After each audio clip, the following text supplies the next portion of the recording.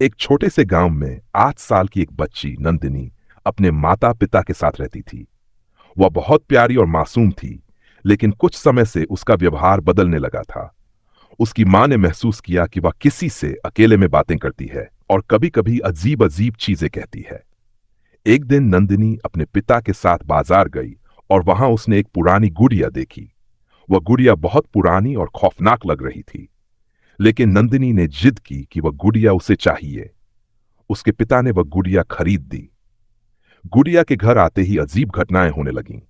रात के समय घर में किसी के कदमों की आवाज सुनाई देती थी। चीजें अपने आप इधर उधर हो जाती थीं।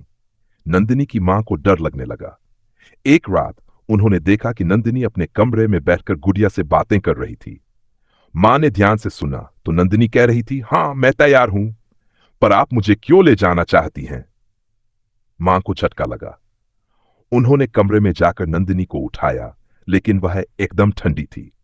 नंदिनी ने आंखें खोली और धीमी आवाज में कहा, मुझे जाने दो मम्मी, वह मेरी दोस्त है।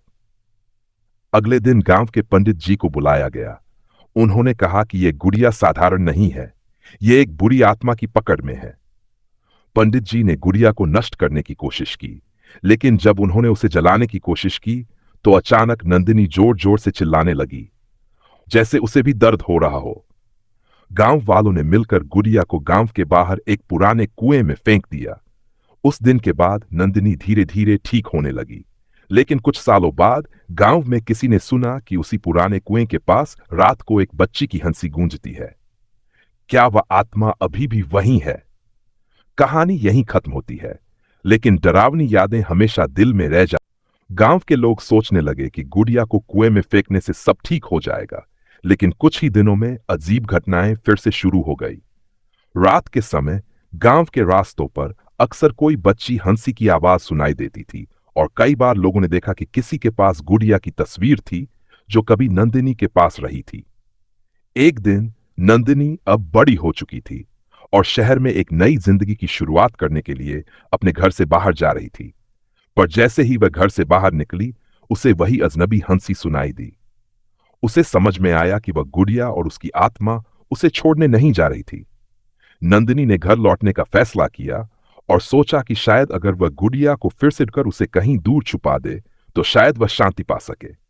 वह पुराना कुआं जहां गुड़िया को फेंका गया था फिर से गई, लेकिन जैसे ही उसने कुएं के पास कदम रखा, उसे किसी ने पीछे से पुकारा। वह पलटकर देखी तो वहां एक पुराना आदमी खड़ा था, जिसकी आंखों में घना अंधेरा था। तुम इसे वापस ले आई हो? आदमी ने खौफनाक तरीके से पूछा। नंदिनी ने डरते हुए कहा, क्या तुम जानते हो इस गुड़िया के बारे में? आदमी ने सिर झुकाया और कहा, यह गुड़िया एक भूली हुई आत्मा है, जिसने कई सालों तक किसी को अपना दोस्त बना लिया था। पर जब वह खुद मर गई तो उसकी आत्मा उसी गुड़िया में बंध गई। अब वह किसी और को अपना दोस्त बनाने का इंतजार कर रही है। अगर तुम इसे वापस नहीं ले गई तो वह तुम्हें भी अपने साथ खींच ले जाएगी। नंदिनी को डर सताने लगा, लेकिन उसने सोचा कि इस बार वह सब कुछ खत्म कर देगी। उसने साहस जुटाया और गुड़िया को कुएं में फेंकने के बजाय उसे जलाने का निर्णय लिया। गुड़िया को आग में जलाते हुए नंदिनी ने देखा कि जैसे ही उसकी आंखों में आग लगी, वह कसमसाए और फिर अचानक एक डरावनी चीख सुनाई दी। सब कुछ शांत हो गया, लेकिन नंदिनी को महसूस हुआ कि अब वह कभी भी सुरक्षित नहीं रहेगी। रात को जब वह सो रही थी, अचानक किसी ने उसके कमरे में आकर कान में फुसफुसाया, क्या तुम सोचती हो कि मैं मर चुकी हूं? गुड़िया की आत्मा फिर से उसके पास थी और इस बार वह नंदिनी को अपने साथ खींचने के लिए तैयार थी। कहानी का अगला हिस्सा। नंदिनी अचानक चिल्ला उठी और उसकी आंखें पूरी तरह से खुल गई। कमरे में कोई नहीं था, लेकिन उस रात वह महसूस कर रही थी कि कुछ अप्राकृतिक उसके पास है। वही डरावनी खौफनाक हंसी फिर से गूंज रही थी, जैसे कोई उसकी आत्मा को बुला रहा हो। अगली सुबह नंदिनी ने गांव के पंडित से मिलने का फैसला किया, जिसे वह पहले भी जानती थी। पंडित जी ने उसे बताया कि वह गुड़िया अब उसकी आत्मा से जुड़ी हुई है और इससे छुटकारा पाने के लिए उसे एक विशेष तंत्र मंत्र की आवश्यकता थी। पंडित जी ने चेतावनी दी कि यह आत्मा सिर्फ नंदिनी की नहीं, बल्कि पूरे गांव के लिए खतरा बन सकती है अगर उसे समय रहते शांत नहीं किया गया। पंडित जी ने नंदिनी को बताया कि वह एक खास रात को मंदिर के पास एक पुरानी कुटिया में जाकर उस आत्मा को शांत करने का प्रयास करें। उस रात जैसे ही नंदिनी कुटिया तक पहुंची, उसने देखा कि वहां एक पुराना पीर धुआं फैल रहा था। कुटिया के अंदर घुसते ही उसने गुड़िया को वहीं रखा हुआ देखा। गुड़िया अब और भी भयानक रूप ले चुकी थी। उसकी आंखें लाल थीं और वह किसी तरह के आत्मिक बंधन से मुक्त होने के लिए उन्मत्त दिखाई दे रही थी। नंदिनी ने डरते हुए तंत्र मंत्र शुरू किया। जैसे ही उसने मंत्र पढ़ने की शुरुआत की, गुड़िया की आंखों से आंसू बहने लगे। अचानक पूरे कमरे में जोर से हवा चलने लगी और दीवारों पर डरावनी छायाएं नाचने लगीं।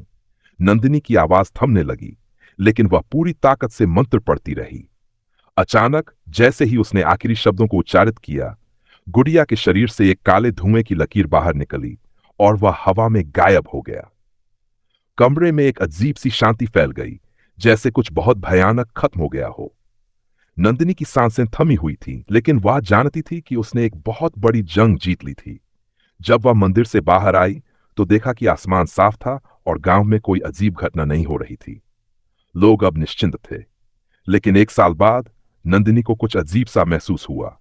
एक रात जब वह सो रही थी, उसने अपने कमरे में फिर वही हंसी सुनी।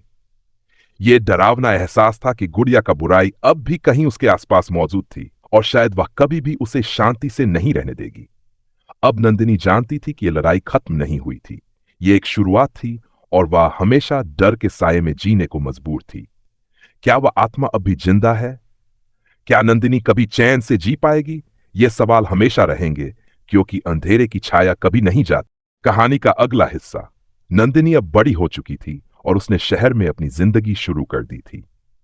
लेकिन उस खौफनाक रात के बाद से वह किसी न किसी रूप में हमेशा डर के साये में रहती थी। हर दिन उसे लगता कि गुड़िया की आत्मा कहीं न कहीं उसके आसपास है, उसकी हर सांस पर नजर रख रही है। एक दिन जब नंदिनी अपने पुराने गांव लौट आई तो उसने महसूस किया कि कुछ अजीब सा हो रहा है। गांव में पुराने लोग कहते थे कि जब कोई बुरी आत्मा अपने लक्ष्य को पूरा नहीं कर पाती तो वह और भी शक्तिशाली हो जाती है। ऐसा लगता था कि गुड़िया की आत्मा भी अब और अधिक ताकतवर हो गई थी। एक रात नंदिनी को एक अजीब सपना आया। उसने देखा कि वह उसी कुटिया में खड़ी है जहां उसने गुड़िया को नष्ट करने की कोशिश की थी। वह कुटिया अब और भी अंधेरे और खौफनाक रूप में बदल चुकी थी और उसकी दीवारों पर अजीब अजीब आकार बन रहे थे। अचानक वह वही आवाज सुनी, वही खौफनाक हंसी जो कभी उसे तंग करती थी। फिर गुड़िया की वह डरावनी छवि सामने आई। गुड़िया की आंखें अब और भी लाल थीं और उसका चेहरा विकृत हो चुका था। तुमने मुझे नष्ट किया नंदिनी, गुड़िया ने चीखते हुए कहा, लेकिन तुम्हारा अंत अभी बाकी है।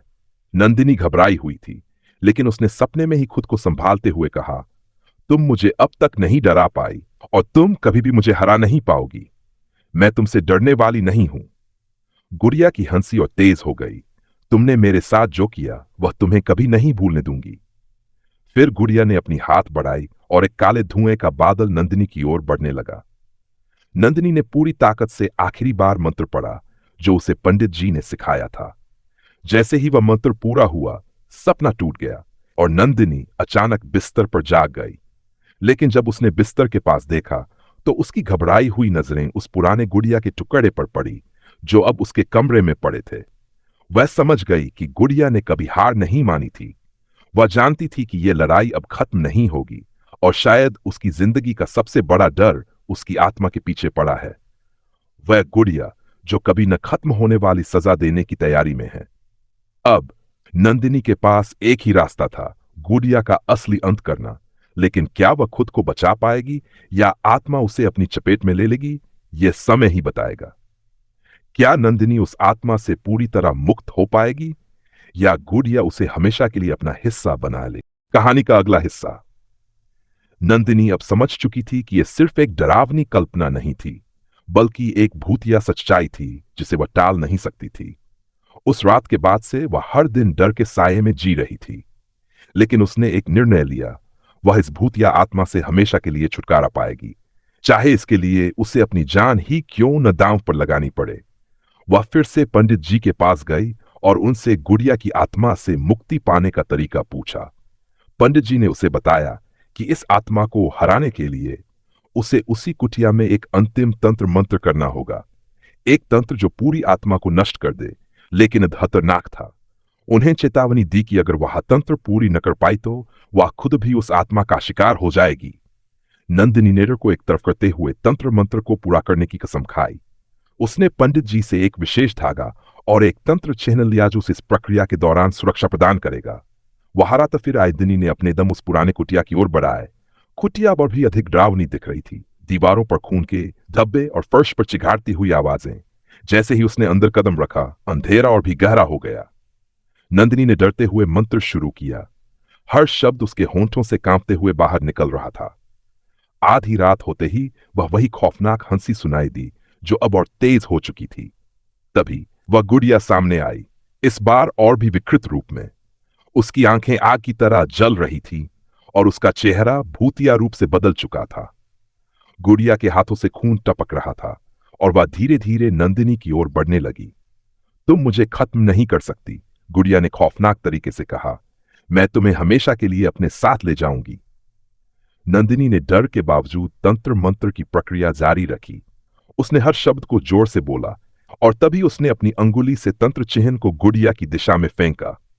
एक जबरदस्त रोशनी ने पूरे कमरे को घेर लिया और गुड़िया चीखती हुई हवा में उड़ने लगी। वह किसी तरह की शक्ति से घिरी हुई थी और उसकी आवाज धीरे धीरे गायब होती गई। नंदिनी ने अपनी आखिरी ताकत लगाकर मंत्र पूरा किया और फिर गुड़िया की आत्मा एक जोरदार विस्फोट के साथ समाप्त हो गई। अचानक कुटिया में शांति छा गई। हंसी, चीखें और भय की हवा सब गायब हो गए थे। नंदिनी अपनी जीत पर विश्वास नहीं कर पा रही थी, लेकिन वह जानती थी कि अब वह सुरक्षित थी। गुड़िया की आत्मा आखिरकार नष्ट हो चुकी थी। लेकिन जैसे ही वह बाहर निकली, उसने देखा कि आसमान में एक अजीब सी धुंध थी और दूर कहीं उसे वही आवाज फिर से सुनाई दी जो वह अब तक सुनती आ रही थी। क्या यह सब खत्म हो चुका था? एक खौफनाक एहसास उसके मन में समा गया। कभी कभी भूतिया आत्माएं सिर्फ उस पल के लिए मरती हैं, लेकिन उनकी साया हमेशा किसी न किसी रूप में आपके पीछे हो सकती है। क्या नंदिनी पूरी तरह से सुरक्षित हो पाएगी या यह आत्मा हमेशा उसका पीछा करेगी? क्या वह कभी चैन से जी पाएगी? समझने के लिए आपको खुद यह कहानी